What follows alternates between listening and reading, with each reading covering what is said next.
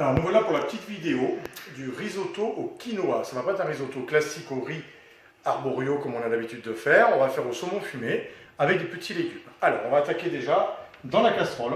On va y mettre du curry. On y met une bonne cuillère à café de curry. Et quand vous utilisez les épices, vous les faites torréfier à sec comme ceci pendant 2 petites minutes à peu près.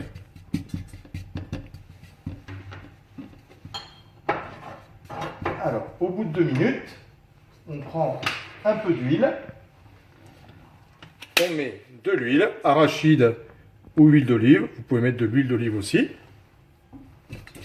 Et là, on fait revenir un gros oignon qu'on a coupé en petits cubes, qu'on a haché.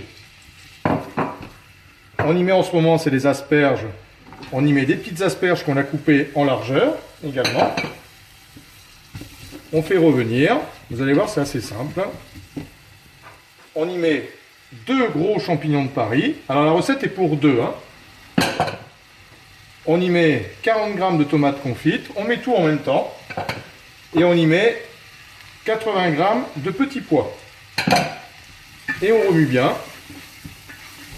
Tout simplement.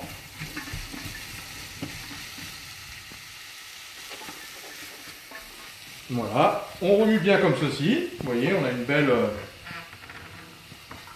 sautée de légumes. On met le quinoa, 120 g de quinoa dedans. On remue un petit peu, on laisse sur le feu. Et là, on va cuire notre quinoa comme un risotto. C'est-à-dire qu'on prend un bouillon de volaille. Donc là, j'ai fait 1 litre de bouillon de volaille, où j'ai mis un cube de bouillon de volaille comme d'habitude. Et je mets une louche. Et là, je laisse sur le feu évaporer et cuire à fond. On monte bien le feu cette fois-ci. Hop. Et là, on laisse évaporer tout le jus. Une fois que le jus, vous voyez, ce jus-là va disparaître,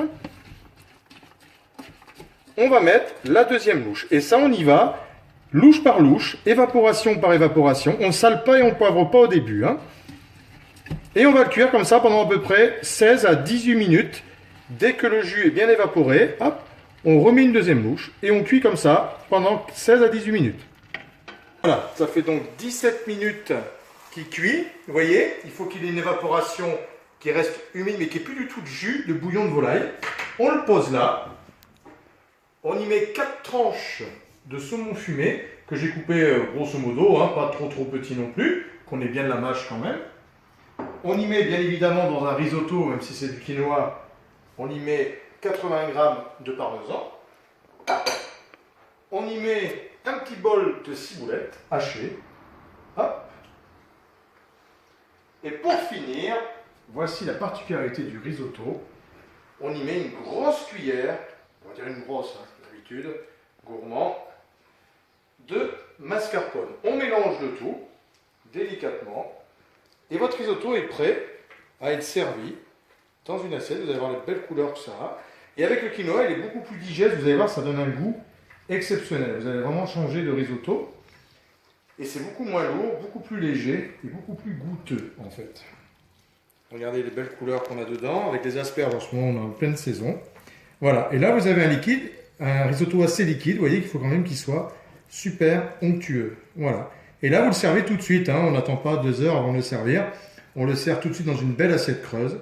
Et vous avez un risotto magnifique. Alors bien sûr, on sale et on poivre à la fin. On sale jamais et on poivre jamais un risotto au début. Parce qu'on fait une cuisson par concentration.